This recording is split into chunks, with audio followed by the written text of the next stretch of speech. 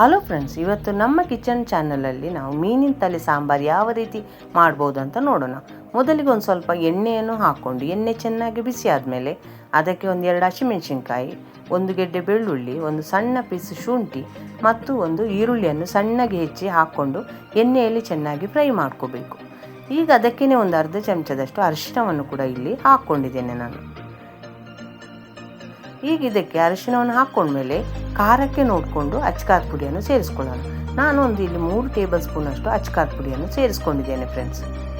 ಈಗ ಇದಕ್ಕೆ ನಾನು ಅರ್ಧ ಹೋಳು ಲಿಂಬೆಹಣ್ಣಿನ ಗಾತ್ರದ ಹುಣಸೆ ಹಣ್ಣನ್ನು ತಗೊಂಡು ಅದನ್ನು ನೀರಲ್ಲಿ ನೆನೆಸಿಟ್ಟಿದ್ದೇನೆ ಫ್ರೆಂಡ್ಸ್.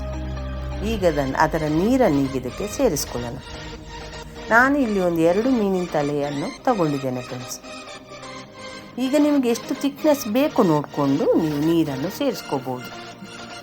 ಅದರ ಜೊತೆಗೇ ನಾನು ಒಂದು ಅರ್ಧ ಚಮಚದಷ್ಟು ಅವಿಜ ಮತ್ತು ಜೀರಿಗೆ ಪುಡಿಯನ್ನು ಕೂಡ ಇಲ್ಲಿ ಸೇರಿಸ್ಕೊಂಡಿದ್ದೇನೆ.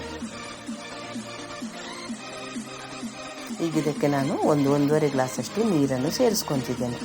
ನೀರನ್ನು ಸೇರಿಸ್ಕೊಂಡ್ಮೇಲೆ ನಿಮಗೆ ರುಚಿಗೆ ನೋಡಿಕೊಂಡು ಉಪ್ಪನ್ನು ಕೂಡ ಇಲ್ಲಿ ಸೇರಿಸ್ಕೊಳ್ಳೋಣ. ಉಪ್ಪನ್ನು ಸೇರಿಸ್ಕೊಂಡ್ಮೇಲೆ ಒಂದು ಸಲ ಸಾರು ಚೆನ್ನಾಗಿ ಕುದಿಬೇಕು ಫ್ರೆಂಡ್ಸ್.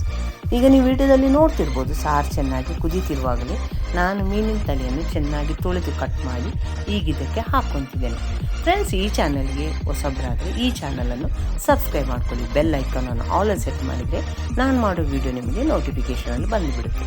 ಈಗ ಮೀನಿನ ತಲೆಯನ್ನು ಸಾರಿಗೆ ಹಾಕಿದ ಮೇಲೆ ಮಿನಿಮಮ್ ಆದರೂ ಒಂದು 3 ನಿಮಿಷದನ್ನು ಚೆನ್ನಾಗಿ ಕುದಿಸ್ಕೋಬೇಕು ಫ್ರೆಂಡ್ಸ್. ಯಾಕಂದರೆ ಮೀನಿಗಿಂತ ಅದರ ತಲೆಯನ್ನು ಸ್ವಲ್ಪ ಜಾಸ್ತಿನೇ ನಾವು ಕುದಿಸ್ಕೋಬೇಕು. ಈಗ ಮುಚ್ಚಳ ಮುಚ್ಚಿ ಒಂದು 3 ನಿಮಿಷ ನಾನು ಈ ಸಾರನ್ನು ಕುದಿಸ್ಕೊತಿದ್ದೇನೆ. ಇದೇ ರೀತಿ ನೀವು ಮೀನಿನ ತಲೆ ಸಾಂಬಾರು ಮಾಡಿದರೆ ಯಾವ ರೀತಿ ಬಂತು ಅಂತ ನನಗೆ ಕಮೆಂಟ್ ಸೆಕ್ಷನಲ್ಲಿ ತಿಳಿಸಿ ಫ್ರೆಂಡ್ಸ್. ಇದು ಅನ್ನದ ಜೊತೆ ಅಂತೂ ತುಂಬ ರುಚಿಯಾಗಿರುತ್ತೆ ಫ್ರೆಂಡ್ಸ್. ಈಗ 3 ನಿಮಿಷ ಆದಮೇಲೆ ನಾನು ನಿಮಗೆ ತೆಗೆದು ತೋರಿಸ್ತಿದ್ದೇನೆ ಸಾರು ಯಾವ ರೀತಿ ಕುದೀತಿದೆ ಅಂತ.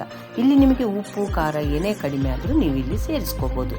ಕೊನೆಗೆ ಒಂದು 4 ಎಸಳು ಕರಿಬೇವು ಎಲೆಯನ್ನು ಇಲ್ಲಿ ಹಾಕ್ಕೊತಿದ್ದೇನೆ ಫ್ರೆಂಡ್ಸ್. ಈ ಮೀನಿನ ತಲೆ ಸಾಂಬಾರು ಕುದಿಸಿದಷ್ಟು ರುಚಿ ತುಂಬ ಜಾಸ್ತಿ ಫ್ರೆಂಡ್ಸ್. ಎಷ್ಟು ಸಿಂಪಲ್ ಆಗಿ ಮಾಡಿದೆ ಅಂತ ನೀವು ನೋಡಿದಿರಲ್ಲ ಫ್ರೆಂಡ್ಸ್. ಇಷ್ಟ ಆದರೆ ಲೈಕ್ ಮಾಡಿ, ಶೇರ್ ಮಾಡಿ. ಈ ವಿಡಿಯೋವನ್ನು ನೀವು ನೋಡಿದ್ದಕ್ಕೆ ನಿಮಗೆ ತುಂಬ ಧನ್ಯವಾದಗಳು ಫ್ರೆಂಡ್ಸ್.